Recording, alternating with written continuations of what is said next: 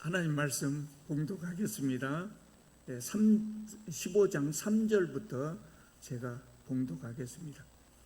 내가 받은 것을 먼저 너희에게 전하였노니 이는 성경대로 그리스도께서 우리 죄를 위하여 죽으시고 장사 지낸 바 되셨다가 성경대로 사흘 만에 다시 살아나사 게바에게 보이시고 후에 12 제자에게와 그 후에 500여 형제에게 일시에 보이셨나니 그 중에 지금까지 대다수는 살아있고 어떤 사람은 잠들었으며 그 후에 야고보에게 보이셨으며 그 후에 모든 사도에게와 맨 나중에 만삭되지 못하여 난 자 같은 내게도 보이셨느니라.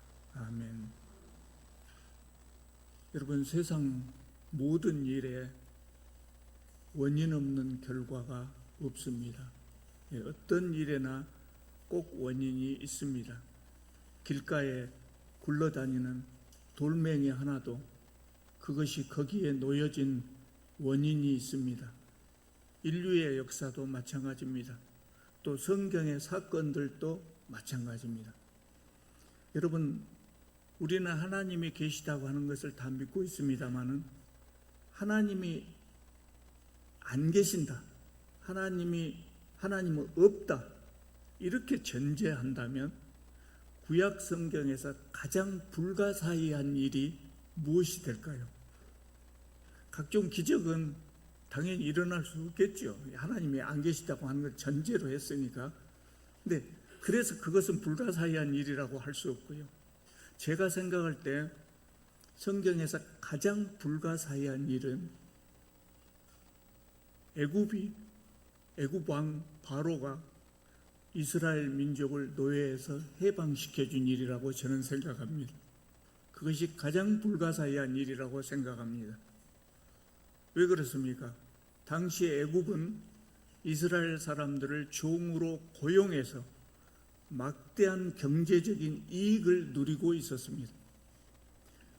애굽의 경제적인 기반은 이스라엘 사람들, 즉 노예들입니다. 이들이 경제적인 기반이 되어서 애굽은 경제 활동을 할 수 있게 된 겁니다. 이 사람들이 한꺼번에 없어진다면 애굽의 경제는 무너지고 맙니다. 그런데 애굽 왕 바로는 이스라엘 사람들을 해방시켰습니다. 있을 수가 없는 일입니다. 여러분, 그런 일이 일어날 수는 없습니다만은 오늘 갑자기 우리나라에서 모든 근로자들이 갑자기 사라져 버린다면 대한민국이 어떻게 될 것 같습니까? 설 수가 없습니다. 무너져 버립니다. 애굽에서 이스라엘 사람들, 종으로 살던 이스라엘 사람들의 위치가 그런 거였습니다. 그래서 아무 이유 없이 애굽 왕 바로가 이스라엘 사람들을 종에서 해방시켜줬다고 하는 것은 있을 수 없는 일이고 믿을 수가 없는 일이고 그건 불가사의한 일입니다. 어떻게 이런 일이 있을 수가 있었겠습니까? 여러분, 우리 지구의 역사에서 노예가 사라진 것이 몇 년이나 되신 줄 압니까? 우리가 잘 알고 있는 미국에서 링컨이 노예를 해방한 그때가 언제쯤 된 줄 아십니까? 200년도 안 됐습니다. 불과 200년 전만 해도 이 땅에 노예들이 살고 있었습니다. 그런데 4,000년 전에는 더 말할 것도 없이요, 다른 민족을 노예로 부려먹는 것은 너무나 당연한 일이었어요.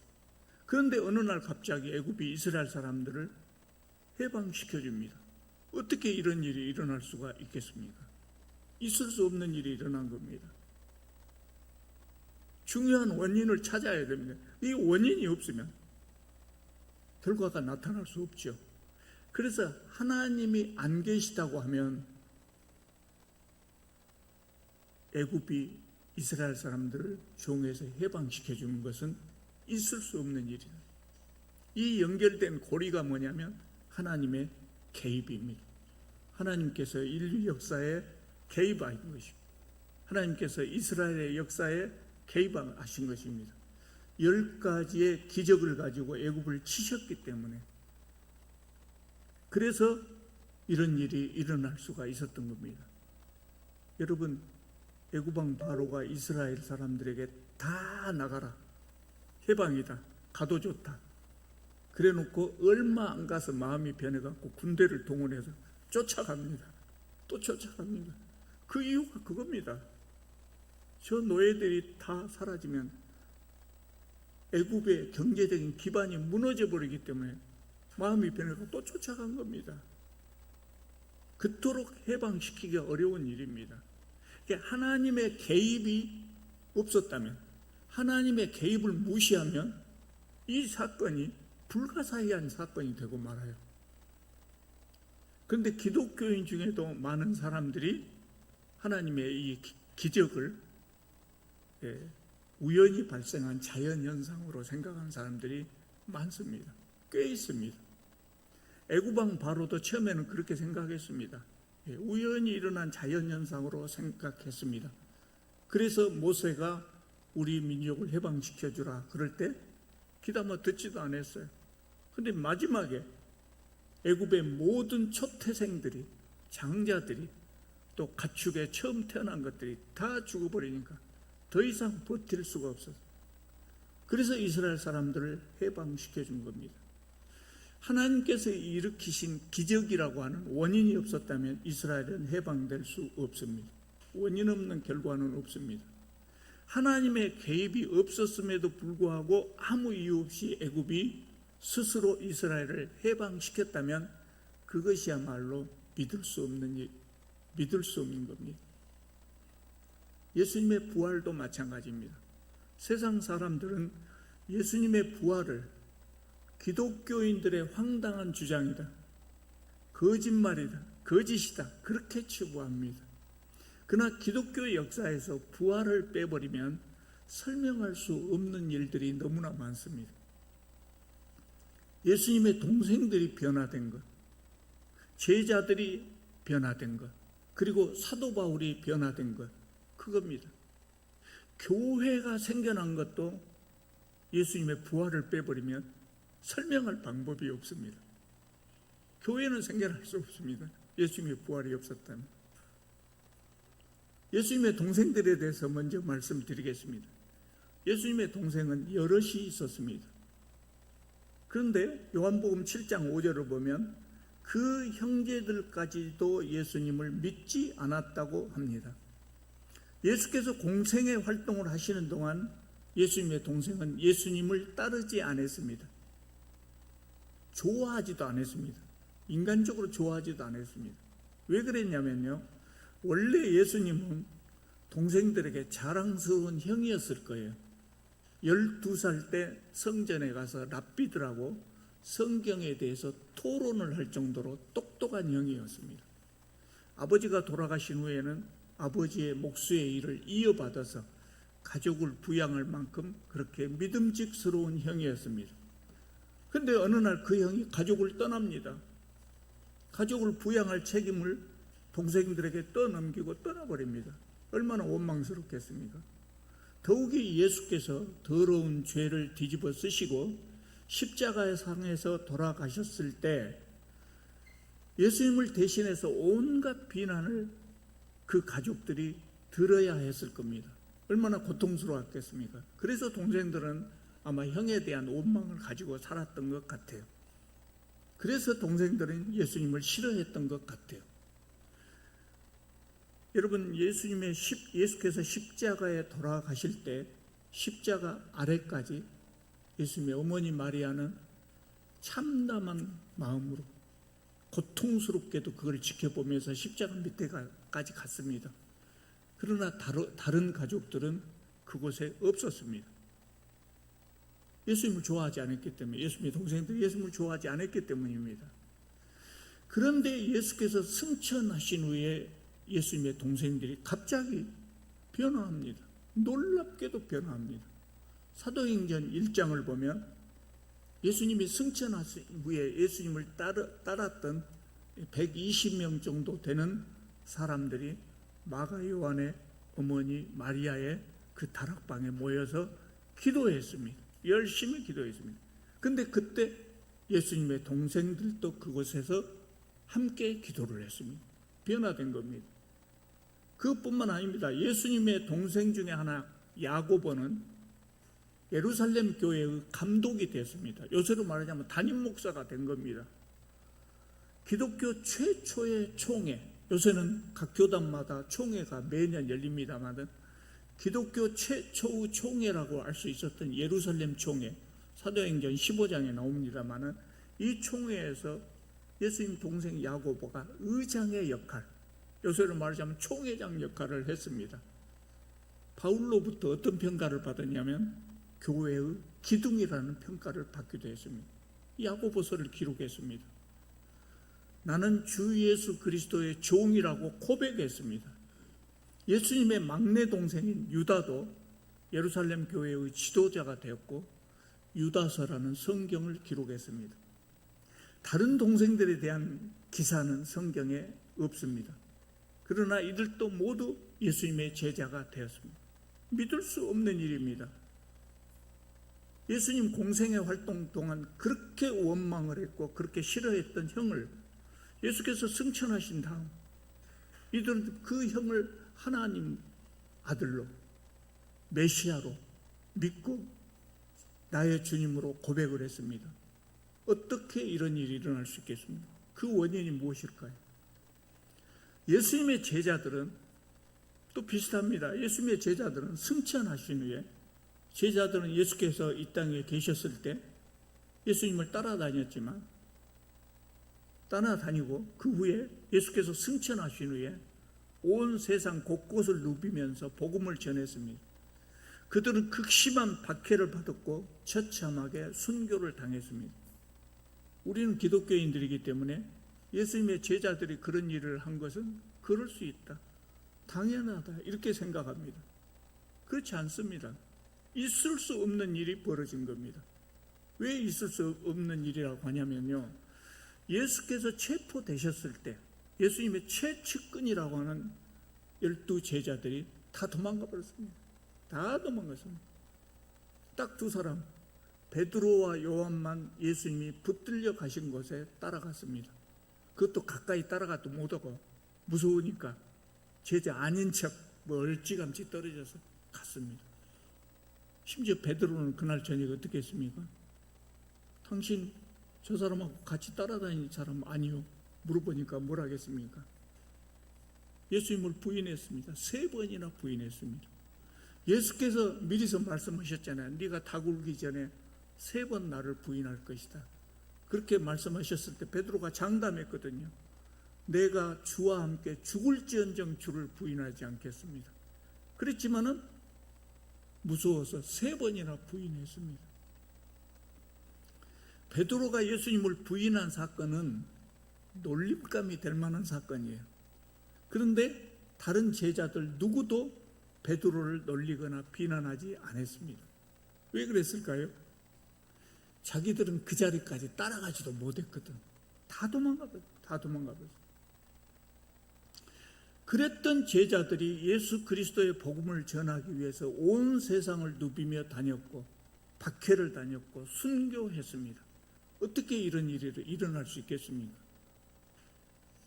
뭔가 연결고리를 찾지 않으면 이 이야기를 설명할 방법이 없습니다. 사도 바울은 더 심한 경우입니다. 바울이 누굽니까? 스스로 자기를 소개하기를 나는 바리새인 중에 바리새인이라고 그랬어요. 바리새인 중에 바리새인. 바리새인들은 그렇지 않은 사람 소수가 있기는 있었지만 거의 대부분이 예수님에 대해서 적대적이었습니다. 사도 바울도 그랬습니다. 사도 바울은 그 시대에 가장 유명했던 율법학자 가말리엘의 문화생이었어요. 요새로 말하자면, 우리나라로 말하자면 서울대 법대 나온 사람입니다. 최고의 엘리트 교육을 받은 사람입니다. 예수님을 반대했고 기독교인을 박해했습니다. 예수 믿는 사람 체포하기 위해서 수백 킬로나 떨어진 다메섹까지 쫓아간 사람입니다. 그렇게 쭉 활동했다면 사도 바울은 출세했을 겁니다. 출세가 보장된 삶이었습니다. 그런 바울이 변합니다.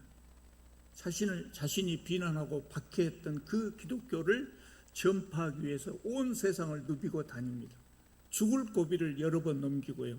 감옥에 갇히기도 하고 매를 많이 맞기도 하고 그리고 결국은 순교했습니다. 어떻게 이런 일이 일어날 수 있겠습니까? 세상에 원인 없는 결과는 없다고 제가 말씀드렸습니다. 예수님의 동생들이 변한 것이나 제자들이 변한 것이나 사도 바울이 변한 것은 공통적인 그 연결고리가 하나 있어요. 연결고리를 찾아야 이야기가 됩니다. 그게 뭡니까? 예수님의 부활입니다. 부활하신 예수님을 만났기 때문입니다.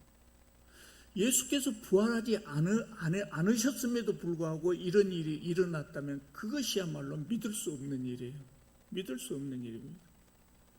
오늘 본문 7절을 보면 부활 후에 예수께서 야고보를 만나셨다고 기록되어 있습니다. 여기 야고보는 예수님의 제자 야고보가 아니라 예수님의 동생 야고보입니다.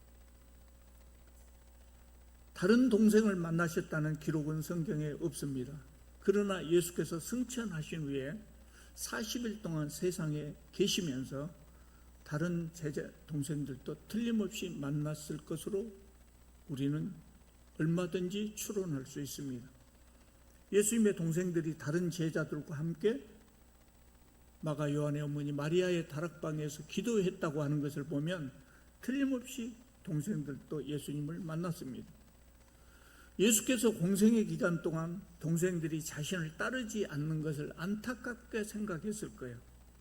다른 사람들에게 복음을 전하고 다니면서 당신의 친동생들이 당신은 믿지 못하고 복음을 알지 못하고 그 용납할 수 있었겠습니까? 세상에 많은 사람을 사랑하는 예수님이 친동생을 사랑하지 않으셨겠습니까? 그래서 부활 후 40일 동안 세상에 계시면서 당연히 동생을 만나셨을 것으로 보입니다. 예수님께서 동생을 만나서 무슨 이야기를 했을까요? 그냥 날씨 이야기 했겠습니까? 먹고 사는 이야기 했겠습니까? 그 시점에서 가장 중요한 이야기를 하지 않으셨겠습니까? 동생들은 십자가에 죽은 자기 형님을 알고 있단 말이죠. 그런데 나타났습니다. 부활해서 왔습니다. 그것만 해도 충격입니다. 그런데 예수님은 그 동생들에게 하나님께서 자신을 통해서 이루고자 하시는 그 놀라운 계획들을 당연히 설명해 줬을 것입니다. 동생들은 예수님을 직접 보고 그분을 통해서 복음을 듣고 변하지 않을 수가 없었을 겁니다.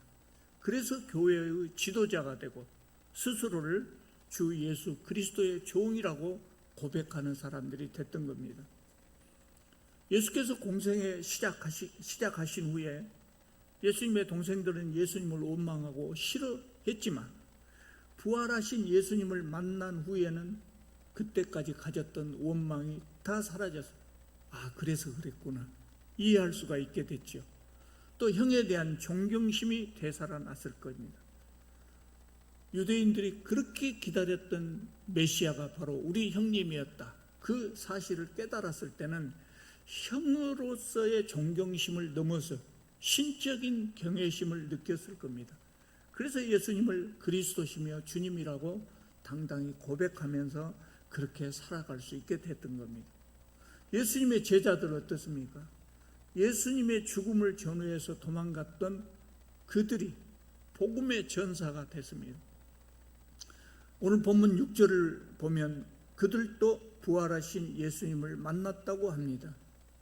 어떤 사람들은 제자들이 복음을 전하기 위해서 예수님의 부활을 꾸며냈다고 주장합니다. 꾸며냈다고. 예수님의 시신을 어디다 감춰버리고 부활했다고 거짓말한다고 그럽니다. 논리적으로 성립이 될 수가 없습니다. 논리적으로. 영적으로는 말할 것도 없고 논리적으로도 성립이 안 됩니다. 예수님의 죽음을 보고 도망갔던 제자들이 예수님의 십자가에서 돌아가신 것을 보고 제자들은 도망갔을 뿐만 아니라 자기들이 예수님 따르기 전에 하고 있었던 직업으로 다 돌아가서 그 일을 하고 있었어요. 그런데 뭐 때문에 예수님의 복음을 전하려고 다시 모이겠습니까? 무슨 용기가 나서 다시 모이겠습니까? 예수님이 부활하지 않으셨다면 돌아가신 예수님을 부활했다고 거짓말 치면서 복음을 전할 이유가 없어요. 뭐 얻어먹을 것이 있다고 거짓말을 하겠습니까? 우리 한국의 이단들이 자기의 교주가 하나님인 것처럼 거짓말을 해요. 거짓말인 줄을 아는 사람이 아마 대부분일 겁니다. 그래도 그 사람들은 거짓말할 수 있어요. 왜 거짓말을 해요? 얻어먹을 것이 있으니까. 헌금이 얼마나 많습니까? 그 헌금 어떻게 얼마를 수입했고 어떻게 썼다고 한 번이라도 공개된 적이 있습니까? 없어요. 대단한 기업 활동을 하는 겁니다. 먹을 것, 얻어먹을 것이 있을 때 돈이 생기고 권력이 생기고 명예가 생긴다면 사람들은 거짓말을 하기도 해요. 많은 사람들이 그렇습니다마는 예수님의 제자들은 예수님이 부활하셨다 해도 얻어먹을 것 아무것도 없어요. 예수께서 붙잡히시는 것을 보고 겁을 내서 도망갔던 사람들이 자기 죽음을 각오하고 거짓으로 부활을 전한다. 그 있을 수 없는 일이에요. 우리 인류 역사에서 진리를 위하여, 정의를 위하여 목숨을 버리는 사람들이 종종 있었습니다. 그러나 거짓을 위하여 순교한 사람은 없습니다. 거짓을 위하여 순교한 사람은 없습니다. 예수님의 부활을 제외한, 예수께서 부활하셨다고 하는 것이 없었다면 제자들의 변화를 설명할 방법이 없습니다. 성경을 보면 예수께서 부활하신 후에 제자들을 찾아오셔서 다 만나주십니다. 그리고 의심하는 도마에게 손에 못자국, 창자국 다 보여주시면서 확신을 시켜주셨다고 했습니다. 자기 직업으로 다 돌아간 제자들을 또 찾아가서 만나주시고 일일이 그들을 다시 일으켜 세워주셨습니다. 그래서 그들이 변한 겁니다. 사도 바울의 경우는 어떻습니까? 바울은 진짜 변할 수 없는 사람입니다. 율법에 대한 자부심, 자신이 바리새인이라고 하는 자부심이 누구보다도 강했던 사람입니다. 예수를 따르는 사람들, 그런 사람들을 혐오하고 박해했던 사람입니다. 그런데 그가 어떻게 갑자기 변했겠습니까? 오늘 본문 8절을 보면 맨 나중에 만삭되지 못하여 난 자 같은 내게도 보이셨다고 바울은 고백합니다. 사도 바울은 예수께서 승천하시기 전에, 예수께서 십자가를 지시기 전에 예수님을 만난 적이 없습니다. 바울은 기독교인을 체포하기 위해서 다메섹으로 가는 도중에 부활하신 예수님을 만났습니다. 그리고 예수 그리스도의 사도가 되었습니다. 그것이 원인이 된 겁니다. 아까 교회 이야기를 했습니다. 교회는 언제 생겼습니까? 예수께서 태어나셨기 때문에 교회가 생긴 것 아니에요. 예수께서 태어나셨어도 십자가에서 죽으시고 끝났다면 교회는 더 이상 없습니다.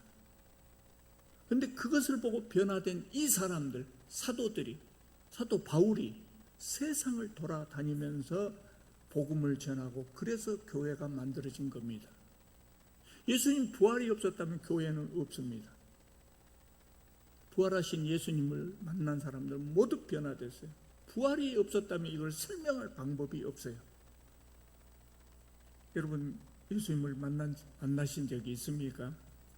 예수께서 이미 승천하셨기 때문에 우리는 부활하신 예수님을 만날 수 없습니다. 혹시 사도 바울처럼 예수님을 만날 수 있을까?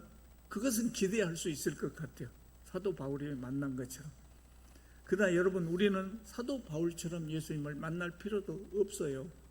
왜냐하면 우리가 예수 그리스도를 영접할 때 그분의 영이, 성령이 우리 안에 오십니다. 성령이 우리 안에 오십니다. 그래서 우리와 함께 거하시기 때문에 우리는 부활하신 예수님을 만나고 싶다, 그럴 필요가 없어요. 이미 우리 안에 내주하시는 성령이 그것을 우리에게 가르쳐 주시고 계시기 때문입니다. 그렇기 때문에 여러분이 예수 그리스도를 영접하셨다면 이미 여러분 안에 그분이 와 계십니다. 그래서 부활하신 예수님을 만나신 겁니다. 우리는 부활을 경험한 사람들입니다. 그러면 우리는 어떻게 살아야 됩니까? 예수께서 승천하시면서 오직 성령이 너희에게 임하시면 너희가 권능을 받고 땅끝까지 이르러 내 증인이 되리라 그랬습니다. 그러니까 예수 그리스도의 삶은 증인의 삶입니다. 부활하신 예수께서 부활하시고 승천하신 것을 증인하는 삶을 살아야 됩니다. 예수님은 부활하셨다 그렇게 외치고 다니란 말이 아닙니다. 그렇게 외치고 다니는 것뿐만 아니라 삶을 통해서 예수 그리스도께서 부활하신 것을 보여드려야 됩니다. 예수님의 동생들과 제자들과 사도 바울이 온 세상에 복음을 전하고 다녔던 것처럼 우리도 오늘 부활의 증인이 되어서 우리의 삶의 현장에서 예수 그리스도를 증거할 수 있기를 바랍니다. 기도드리겠습니다.